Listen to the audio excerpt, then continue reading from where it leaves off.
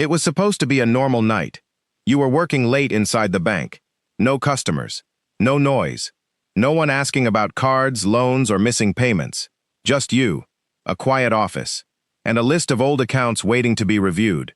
Most of them were boring.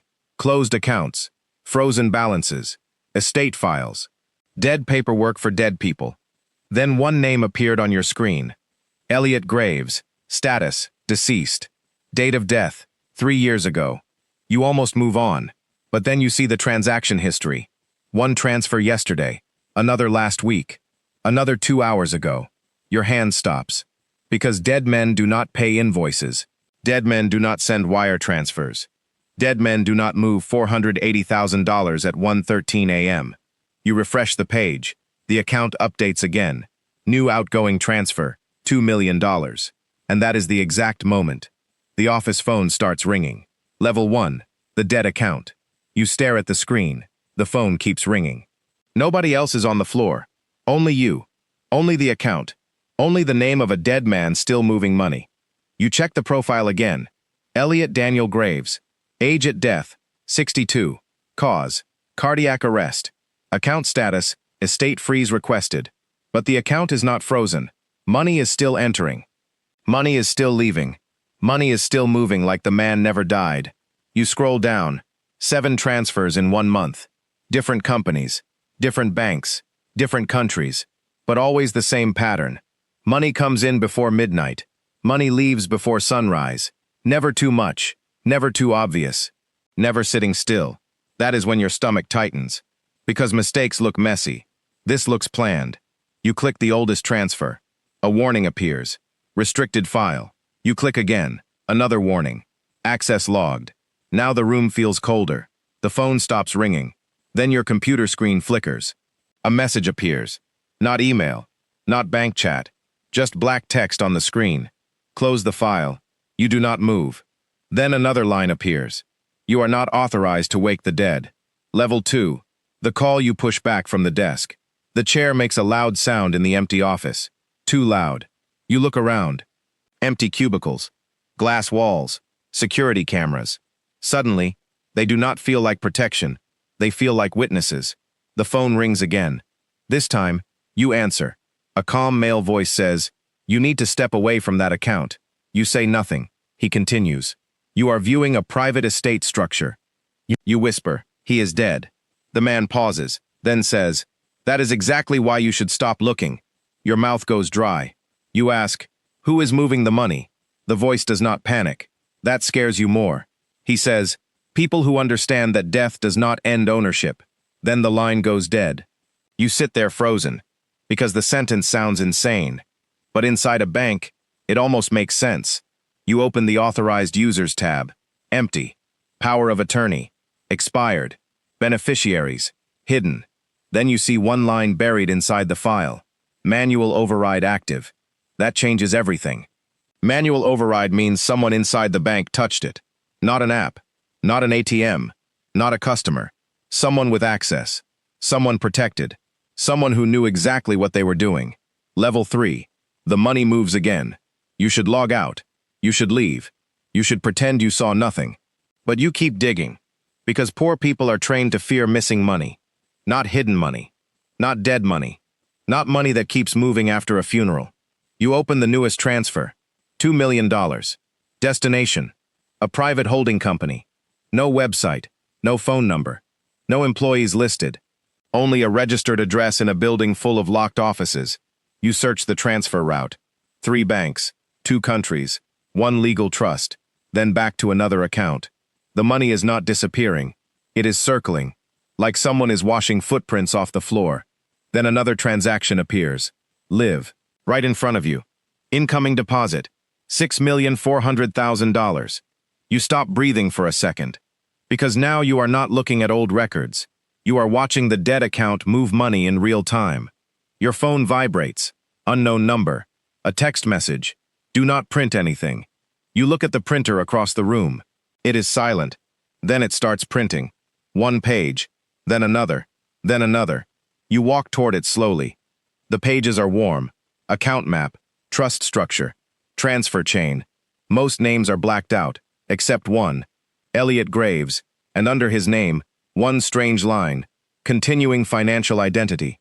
You read it again, continuing, financial, identity, and then the truth begins to form. Maybe the dead man is not moving money. Maybe the bank is using the dead man because a dead man cannot ask questions. Level 4, the room below the bank. The elevator opens by itself. You hear the bell across the floor. The doors slide open. Nobody steps out. Only one button is lit. Basement. You did not even know staff could go there. Your phone vibrates again. Bring the papers. You should run, but your login is already recorded. Your access is already logged. Your name is already inside the file. So you take the papers and step into the elevator. The doors close. It moves down, longer than it should. When the doors open, the bank looks different. No posters, no counters, no smiling loan officers, just concrete walls, metal doors, cameras, and cold air. A woman in a black suit is waiting. She already knows your name. She says, "Give me the documents." You hold them tighter. You ask, "Why is a dead man's account still active?" She looks at you and says, "Because some accounts are not built around people." A door opens behind her. Inside is a private room. No windows, no clock. 4 people sit around a table, a lawyer, a bank executive, a security officer, and an older man with an expensive watch. He looks at you and says, "You found Elliot. Not Mr. Graves, not the deceased client. Elliot," like he knew him, like this was not the first time this name entered the room. You sit down. The older man leans forward. "Tell me what you think you saw." You say, "A dead man's account moving money." He nods slowly, then says, "No, you saw rich money surviving its owner." Level 5. Why dead money moves. The lawyer opens a folder. Inside are trust documents, estate agreements, private banking notes, company records, pages and pages of legal language designed to hide simple things. The woman says, "Normal people think money belongs to a person." She slides one document toward you. "But serious money is built so it does not die with a person." You look at the page. Elliot Graves is not listed as owner.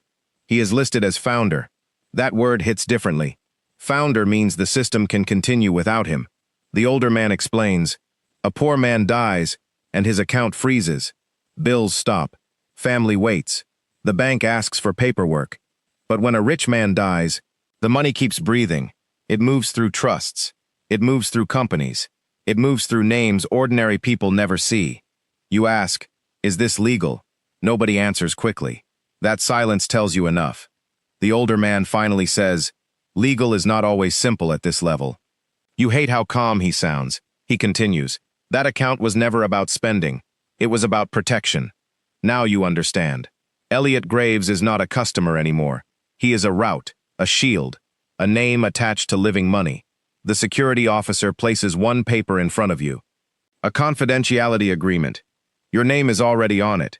Your employee ID, your address, your emergency contact. You ask, "What happens if I do not sign?" The older man says, "Then this becomes unauthorized access." And that is when you understand the trap. You did not discover the account. The account discovered you. So you sign. Not because you agree. Because normal people do not win inside rooms built by rich people. The next morning you return to work. Everything looks normal. The lobby opens. Customers walk in. A man complains about overdraft fees. A woman asks why her card was declined.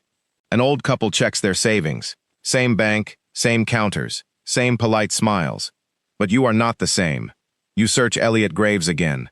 Nothing appears. No account. No file. No transaction history. No warning. Only one note remains in your employee record. Reviewed and resolved. That is how banks bury things. Not with dirt, with permissions, with locked files, with legal words, with systems that make proof disappear. At lunch, your coworker says, "Dead accounts are easy." You almost laugh, because now you know the truth. Dead accounts can be more alive than living people. A broke person dies, and the world counts what they owe. A rich person dies, and the system protects what they built. Poor money stops at death. Rich money keeps moving. Through lawyers, through trusts, through private rooms, through names that still work after the body is gone. You never met Elliot Graves. You never heard his voice. You never saw his face. But for one night, You watched his money live longer than him. And once you see that, you never look at a closed account the same way again. Subscribe, because money does not die the way people do.